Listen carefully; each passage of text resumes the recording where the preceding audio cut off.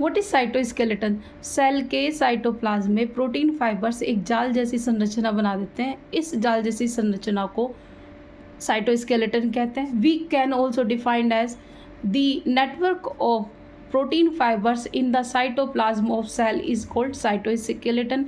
Basically found in eukaryotic cells. वैसे ये eukaryotic cells में ही मिलता है, लेकिन कुछ प्रोकैरियोटिक सेल्स भी हैं लाइक ईरिचिया कोलाई बैक्टीरिया, जिसको हम शॉर्ट फॉर्म में ई कोलाई बैक्टीरिया भी कहते हैं, ये उसके अंदर भी मिलता है। लेकिन यूकैरियोट्स में जो प्रोटीन होती है वो डिफरेंट प्रोटीन होती है। प्रोकैरियोट का जो साइटोस्केलेटन होता है वो सिंपल होता है, और इसके जो कंपोनेंट है मेनली ये किससे मिलकर बना होता है? अगर हम देखें तो साइटोस्केलेटन में 3 पार्ट्स होते हैं mainly, microtubules, microfilament and third is intermediate filament.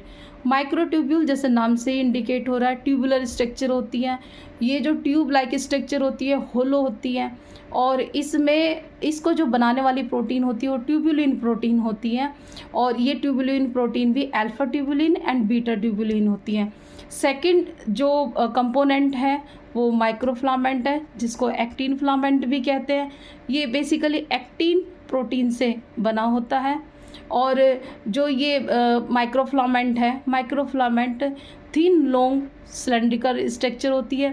Third जो होता है वो इंटरमीडिएट फिलामेंट है, जो रोप लाइक स्ट्रक्चर होती है, और इसका जो फाइबर है वो 3 प्रोटीन से मिलकर बना होता है, keratin protein, desmin protein and vimentin protein.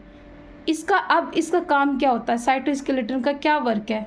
इसका जो वर्क होता है सेल को शेप प्रोवाइड करना, सेल को मैकेनिकल स्ट्रेंथ देना, और सेल डिवीज़न में भी ये पार्टिसिपेट करता है। जो स्पिंडल फाइबर्स बनते हैं वो इसी की हेल्प से बनते हैं।